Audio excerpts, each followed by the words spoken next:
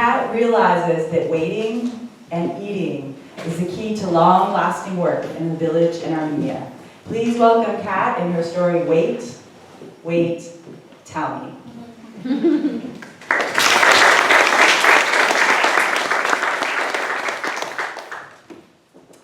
Hi. When you join the Peace Corps, you join to save the world. And I was assigned to save the world from a village in Armenia called Cvengros as a community health educator.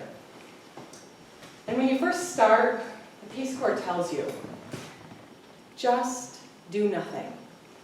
If you want your your 2 years of service to be successful, don't do anything for 6 months. Listen and learn what your community needs of you, what they want from you, and then begin your work. So, they told us this because if you just dive right in, if you, with your arrogance, go in and say, you need this, you'll start a project for sure. But then when you leave, that project will stop. But if you listen, the idea is that you gain trust, you build relationships, and then you get this whole community involved in these projects, and they will continue, maybe years after you leave. And then your time spent will be a good investment. The Peace Corps said wait and listen. And that is exactly the opposite of what you want to do when you're 24 and want to save the world. But I want to tell you, they also did this because they said it's really important to learn the language. And Armenian is difficult. Does anyone speak Armenian here? Okay, I won't tell that joke then. So, they have their own alphabet. It doesn't look like any other alphabet. There are sounds like this, kh and r. Those are two unique sounds, okay? And they say that 6 months is a great time to learn. Now, I know, and you've heard from all these other stories tonight, that eating is a great way to get to know a culture. And so I thought eating is going to be the way for me to communicate for a while, because I can't do kh and r really well yet.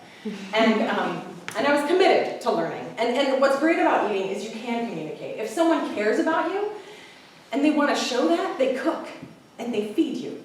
And if you want to convey complex thought, like, I am so honored and grateful to be serving in your country as a United States Peace Corps volunteer, you can convey that by eating everything on your plate. And then they fill it again. And then you eat it. And this goes on, and that's how I learned Armenian. The Peace Corps also told us that Armenian Peace Corps, volunteers in Armenia that are male will lose weight, and volunteers that are female will gain it. Awesome. And considering that my method of learning and listening was going to be eating, I was going to be a good student, and I was. I gained 30 pounds in 6 months. That's right. And all A's right there, people. And so then I felt ready. During this fattening up period, I learned about what was needed. And Armenians were really good at this. My favorite word in Armenian was hura serutyun, which means hospitality. But in English, hospitality conjures up images of hospitals. But in Armenian, it literally translates to for the love of the guest. And they loved me. And I ate. And while fattening, I learned that my initial impulse as to what they needed was wrong. So when I first got there, I totally thought I knew what my project was going to be. I said, you guys need running water, okay? Because they didn't have it. If you had a house that had a sink with like a faucet, you'd turn the tap and nothing would happen. If you had a toilet, and not everybody did, most people had an outhouse or a hole in the backyard, you would flush it by taking, I gotta move around now. You would flush it by taking a little bucket into a larger bucket and then dumping the water down and praying that it would all go down. We're gonna move on from that topic now. Water would come twice a week in my village. And you could hear it. It would groan and it would rumble through these pipes that were rusted and broken and falling apart. And upon hearing that noise, the women would stop what they were doing. They would stop the gardening, they would stop the cooking, the child rearing, the cleaning, and they would run and grab their buckets. And then they would take the buckets to the centrally located working spigot in their neighborhood, and then they would fill them. They had two usually. And then they would take them back home and pour them into a larger bucket, usually the size of a garbage can. And then they would go back. And then they would go back. And they would do this until either the water stopped running or the buckets were full. And oh, if the buckets got full and the water was still running, everyone would bathe. It was the best day. And in my American spoiled brat arrogance, I also thought, this must change. But I was wrong. Because it was through conversations and eating that I learned. One day, I was walking down the street and this Armenian neighbor of mine pulled me in, and they just made bread and cherry jam, and they had some Armenian cheese, which is really, really salty and compact like feta and crumbly, but really, really salty, and we ate that. And it was through that conversation that I learned that some of the men in the village would hit their wives, and those women had nowhere to go to for help. Or there was the time that my host family lovingly made me cow hoof soup. I'll spare you the details, but at least cow hoof soup was served for breakfast with vodka. And it was through that conversation that I learned that women, young mothers, didn't know about prenatal vitamins. And then there was Sushi. I would hang out with her a lot. She was really sweet. This old lady had no kids, no family. She lived on the outskirts of town in this little tin hut.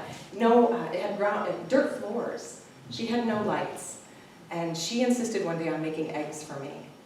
And I didn't want to eat them because she's so poor, but when an Armenian woman tells you to eat, you eat. And so she was cooking these eggs in a pan, and she went outside, she grabbed some greens, and she came back in. And I said, oh, Shushi, are those herbs from your garden? She throws them into the pan. She says, nah, it's grass. But it makes the eggs look better. So I ate all of that, and I learned that the boys in the village were starting to smoke as early as 8 years old.